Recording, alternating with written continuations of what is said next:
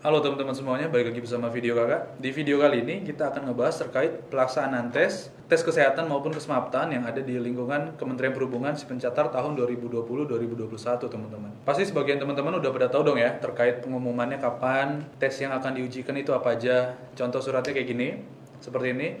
Nah, jadi kurang lebih seperti itu, tapi di sini kakak akan membahas terkait sedikit perbedaan baru kakak tahu tahun ini malah. Sebelumnya memang belum sempat ada, yaitu terkait tes kesehatan jiwa teman-teman. Ya, tes kesehatan jiwa ini baru banget ada sepertinya di tahun 2020 ini. Entah dasarnya apa, cuman yang pasti kakak bisa menyimpulkan alasannya kenapa ada tes kesehatan jiwa itu mungkin agar mempersingkat pada saat kalian tes psikotes nanti teman-teman.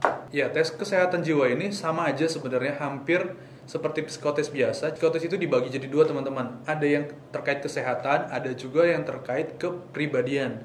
Nah, untuk tes kesehatan kejiwaan ini maksudnya psikotes kesehatan teman-teman. Kalau kita lihat dari pengumumannya, di sini akan dilaksanakan tes kesehatan dan kesemaptaan meliputi poin A, tes kesehatan jiwa atau tes keswa, poin B-nya tes kesehatan umum, poin C ada tes kesemaptaan yang akan dilaksanakan per tanggal 14 sampai dengan 24 September tahun 2020. Dan untuk lokasi tesnya itu menyesuaikan dari domisili kalian teman-teman ya. Hari pertama pada setiap awal rangkaian tes kesehatan dan kesemaptaan didahului dengan rapid test COVID-19 kepada setiap peserta. Itu poin yang pertama, wajib teman-teman. Dan poin B-nya, registrasi tes kesehatan dan kesemaptaan dimulai pada pukul 6.00 WIB waktu Indonesia bagian Barat sesuai dengan informasi pada poin kedua di atas. Peserta diwajibkan membawa dan menunjukkan kartu peserta si pencatat, kartu identitas diri, surat pernyataan persetujuan pemeriksaan kesehatan beserta materai 6.000. Jadi untuk teman-teman jangan lupa membawa materai 6.000 ya. Dan surat pernyataan persetujuan pemeriksaan dari Puskes TNI download di halaman yang berikut. Jadi di situ ada webnya yaitu websipencatat.dehub.go.id. Kalian bisa ambil surat pernyataannya di web tersebut teman-teman. Dan poin yang C, peserta disarankan untuk sarapan pagi karena sarapan pagi itu sangat penting dan kalian akan melakukan tes kesehatan maupun tes kesemapatan itu dengan waktu yang cukup lama. Jadi diharapkan teman-teman agar terisi dulu.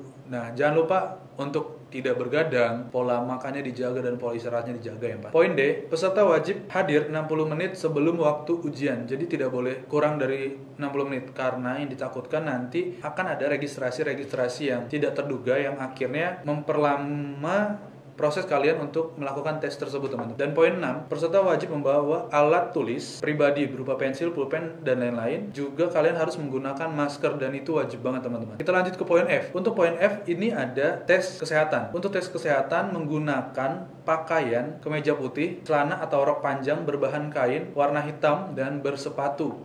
Yang pasti sepatunya warna hitam ya teman-teman. Dan untuk tes samapta, pakaian sendiri merupakan pakaian olahraga, bisa putih dan celananya olahraga panjang ataupun pendek bisa dengan menggunakan sepatu olahraga, maupun kalian bisa juga menggunakan baju olahraga dari SMA kalian masing-masing. Untuk pengumuman lainnya silahkan kalian baca sendiri surat pengumuman tersebut. Kakak nggak akan baca sampai akhir, tetapi kita akan fokus ke tes keswa atau kesehatan jiwa. Oke teman-teman, untuk tes keswa ini adalah kali pertamanya dilakukan di lingkungan pencatat tahun 2020 ini. Tahu kakak sebelumnya itu belum ada yang namanya tes keswa, tapi karena sekarang kita sudah makin membaik untuk prosedur kesehatannya, jadi pencatat mungkin melakukan tes keswa, atau bisa jadi juga ini adalah prosedur standarnya dari TNI, bisa dibilang seperti itu karena tim kesehatannya itu sendiri kan dari TNI teman-teman, mungkin kita menyesuaikan dari mereka. Seperti yang kakak bilang, tes keswa ini hampir sama seperti tes psikologi, dimana psikologi itu ada yang berupa untuk tes psikologi kesehatan maupun kepribadian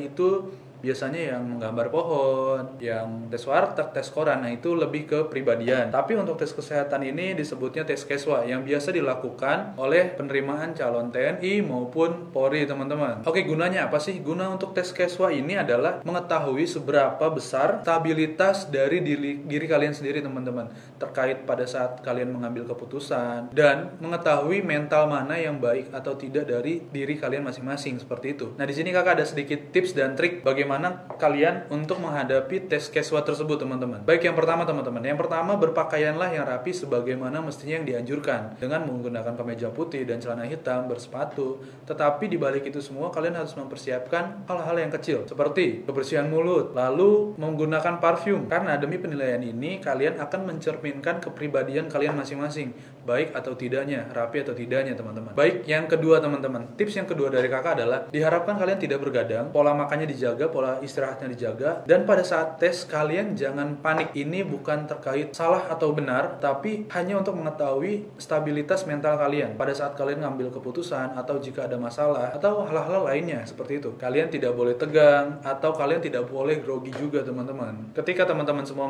menjalani tes Keswa ini, diharapkan teman-teman buat diri kalian sesantai mungkin, setenang mungkin, serileks mungkin, dengan harapan kalian pada saat membaca dari soal tersebut kalian mempunyai pemikiran yang jernih, tidak ada beban, tidak ada rasa takut dan tidak ada rasa tegang seperti itu. Lalu yang ketiga teman-teman, berhati-hatilah saat kalian mengisi jawaban dari soal-soal tersebut, karena tiap jawaban yang kalian isi itu adalah cerminan dari diri kalian masing-masing. Misalkan kalian mengisinya asal-asalan atau nggak fokus, buru-buru karena kurang tidur, kurang makan, belum sarapan, otomatis kalian membaca pun mungkin perlunya gitu. Jadi itu akan mempengaruhi nilai kalian nantinya, sebenarnya seperti itu teman-teman. Dan yang keempat teman-teman, kakak menganjurkan kepada teman-teman semuanya agar kalian itu tetap optimis, semangat. Kalian harus percaya bahwasanya kalian bisa melalui tes tersebut, kalian bisa melewatinya dengan mudah dan gampang, dan kalian harus percaya kalau kalian akan lulus nantinya. Karena dengan sugesti itu akan membawa kalian ke jalur yang baik dan benar. Nah, biasanya tes Keswa ini terdiri dari 100 soal,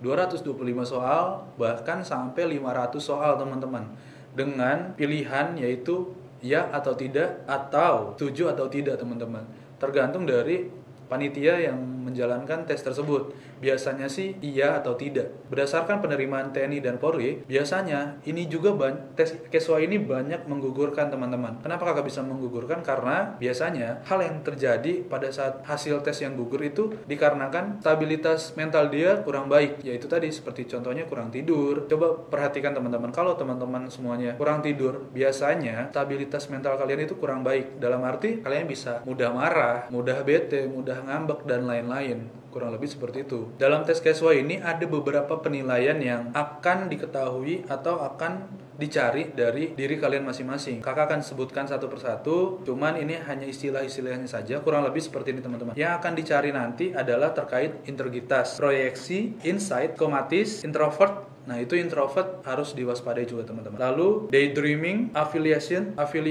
dan yang terakhir Prager Dunning effect. Yang kakak sampaikan tadi itu adalah beberapa penilaian yang akan dicari dari dalam diri kalian sendiri teman-teman. Contoh terkait penilaian integritas. Biasanya pertanyaannya, aku tidak selalu berkata benar, iya atau tidak. Di sini kita bisa tahu ya, aku tidak selalu berkata benar. Berarti ada potensi kalian itu akan berbohong. Jika kalian akan berbohong, kemungkinan kalian akan selalu berbohong, akan terbiasa berbohong. Jadi saran kakak, jika ada pertanyaan aku tidak selalu berkata sebenarnya, ya kalian kalau bisa jawabnya tidak. Karena kalau kalian menjawab ya, bisa saja kalian dianggap bohong terus nantinya gitu. Karena walaupun dikit akan terbiasa nantinya seperti itu.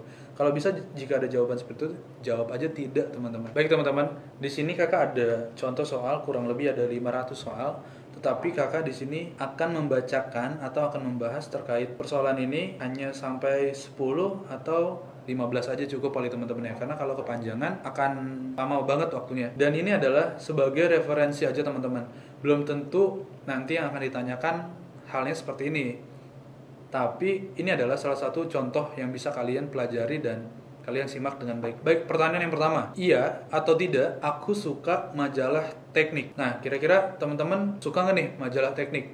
Kalau kakak pribadi sih tidak teman-teman ya. Karena kakak sendiri bukan dari orang teknik, kurang lebih seperti itu. Baik, kita lanjut ke pertanyaan yang kedua. Iya atau tidak, nafsu makanku baik? Kalau kakak pada saat ini, ya, nafsu kakak baik. Ketiga, iya atau tidak, aku bangun dengan rasa nyaman hampir setiap hari. Karena kakak merasa nyaman setiap bangun, kakak akan menjawab ya. Yang keempat, iya atau tidak, aku mengira dapat menyukai pekerjaan perpustakaan. Kalau aku pribadi, untuk kakak sendiri tidak kayaknya. Karena kakak sendiri bukan orang yang terlalu suka membaca sih lebih baik mendengar ataupun melihat langsung seperti itu. Tidak untuk yang terlalu membaca itu sih tidak. Jadi kakak akan menjawab tidak di sini. Yang kelima, ya atau tidak, aku mudah terbangun oleh suara berisik. Kalau kakak pribadi sih enggak ya, kakak enggak mudah bangun oleh suara berisik. Jadi jawabannya tidak. Yang keenam, ya atau tidak, aku senang membaca berita kejahatan di surat kabar. Karena kakak tidak terlalu suka dengan kabar kejahatan, jadi kakak akan jawab tidak, teman-teman. Yang ketujuh, ya atau tidak, tangan dan kakiku biasanya terasa hangat. Kakak tidak merasa seperti itu, jadi kakak jawab tidak. Yang kedelapan, ya atau tidak, kehidupanku sehari-hari terisi penuh dengan hal-hal yang menyenangkan dan menarik. Alhamdulillah sampai saat ini masih menyenangkan dan asik. Jadi kakak akan jawab ya. Untuk yang kesembilan, ya atau tidak, aku sanggup bekerja sebagaimana mestinya. Kakak akan menjawab ya, karena kakak insya Allah bisa melaksanakan tersebut, teman-teman. Oke, kita lanjut lagi. Yang ke-10, ya atau tidak, aku sering merasa seolah-olah ada yang menyumbat dalam leherku. Kalau kakak pribadi tidak, teman-teman. Yang ke-11, ya atau tidak, seseorang harus berusaha memahami mimpinya sebagai petunjuk dan peringatan baginya. Kalau kakak sih tidak ya, teman-teman, karena kalau menurut kakak sih mimpi itu ya udah hanya sebatas mimpi gitu. Walaupun ada firasat-firasat yang mimpi yang menakutkan, kakak cukup berdoa aja sih. Jadi kalau kakak tidak. Lalu yang ke-12, ya atau tidak, aku senang cerita detektif dan cerita yang menyeramkan. Kalau aku sih nggak terlalu suka, jadi akan jawab tidak. Yang ke-13, aku bekerja dalam ketegangan yang sangat besar. Ketegangan yang sangat besar, enggak sih. Ya enjoy aja, karena kerja harus enjoy. Jadi jawabannya tidak. Yang keempat, ya atau tidak, aku suka mencret-mencret sekali sebulan atau lebih. Kakak jawab tidak. Yang ke-15, ini yang terakhir, teman-teman ya. Karena soal ini ada 500 soal, jadi banyak banget. Sekali-sekali aku berpikir tentang hal yang buruk untuk diutarakan. Kakak sih pernah membayangkan hal-hal buruk gitu ya, tapi tidak yang terlalu difikirkan banget dan terlalu berfantasi berlebihan. Jadi kalau kakak akan menjawab tidak, teman-teman. Ya, jadi itu aja, teman-teman. 15 soal yang luar biasa. Mungkin bisa kalian pelajari nanti.